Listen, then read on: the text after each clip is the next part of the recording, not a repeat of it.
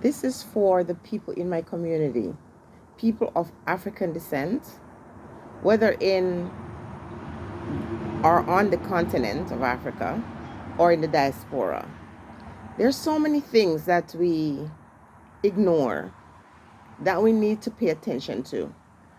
And there are some rules that we have that govern our lives and our offspring that we really need to cancel. Now, one of the things you always hear is respect will take you far away. We know that's a big lie, okay? Now, it is important for us to respect ourselves and other people. But if it was respect alone that was going to govern the way things work in this world, trust and believe, you're wasting your time. Now, we still teach our offspring that, they must cower, they must bow to other people. They are not allowed to have their own opinion. As soon as we find a kid that has a strong mindset, we want to cancel that, we want to stamp it out. And I'm saying that is not a good thing. Now, let me get into the story. In 1989, I moved to Canada and I lived in Toronto for 18 years. Now, when I first came, I came here September 89, and in December, Christmas time, I was invited for dinner to my former in-laws' home. And at the time, Brampton was so underdeveloped that, let's say you have a community, there will be two houses.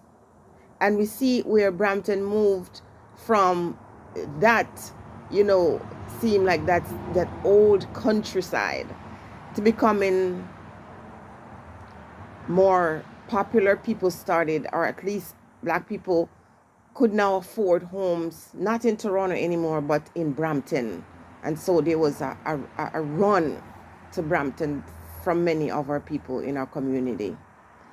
And as time went by, it is now a city, a buzzing, well-developed city. But here's the thing.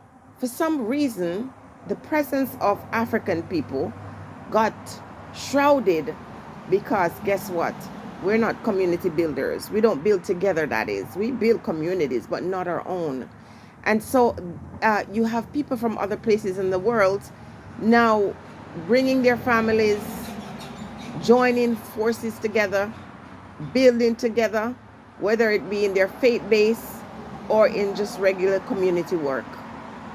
So a few years ago, I purchased a home in Brampton.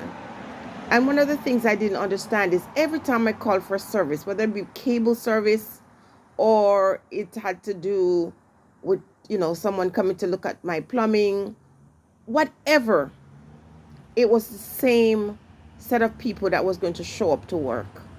And I was wondering, how is that possible?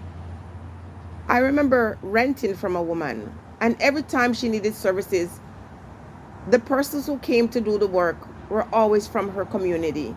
And I asked her, how are you able to use the yellow pages and always get your people? And she said, because we have our own. We have our own community pages where we link with each other whenever work has to be done, whatever services we need, we call our own. And I thought that was so amazing. And I look at our group and I shook my head. After a while, the same group that would just work together cohesively, that doesn't mean they don't have their fights, because we're talking about human beings.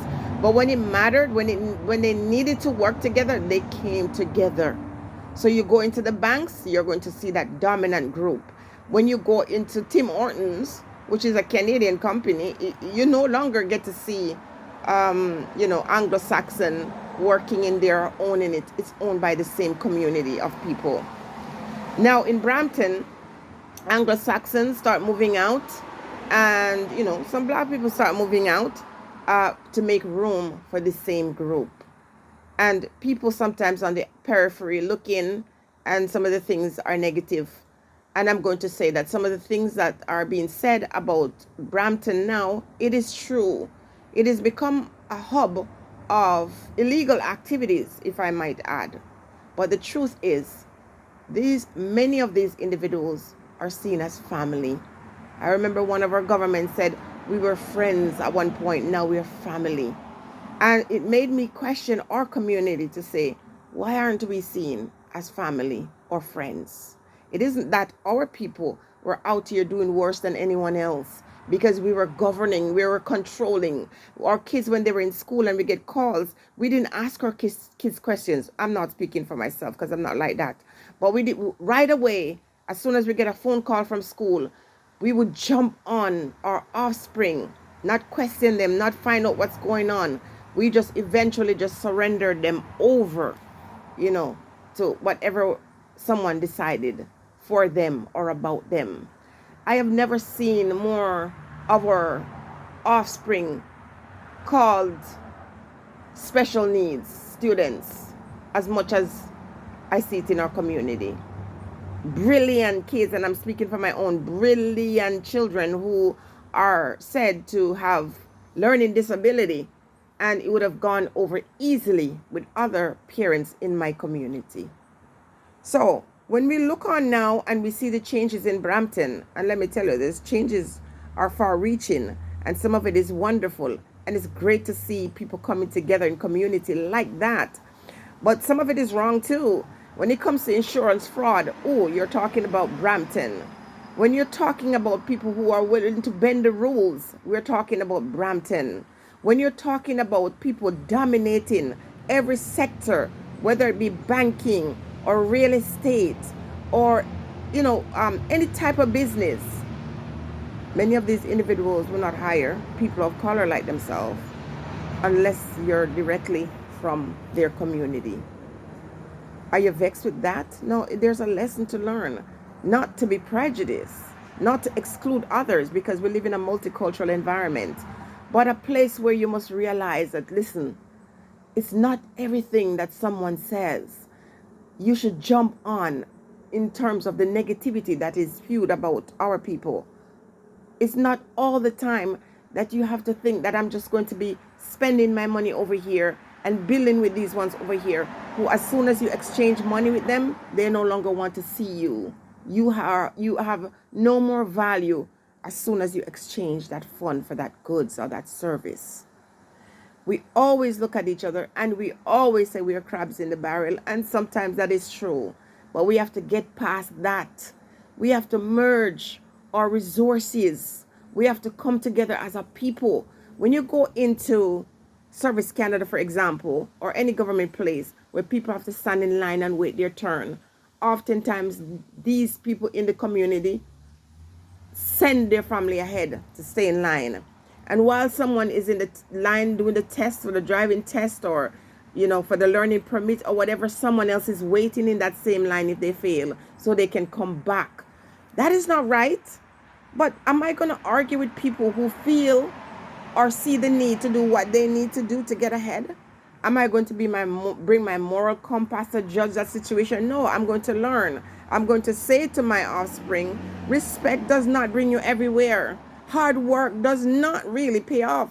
There are many people who have worked very hard. No one worked harder than Black people, and we fear the worst because we are thinking about hard work pays. No, one of the things that is very important is education, but also not just any education, not to get a degree for the sake of getting a degree. Get a career path that wherever you go in the world you can use.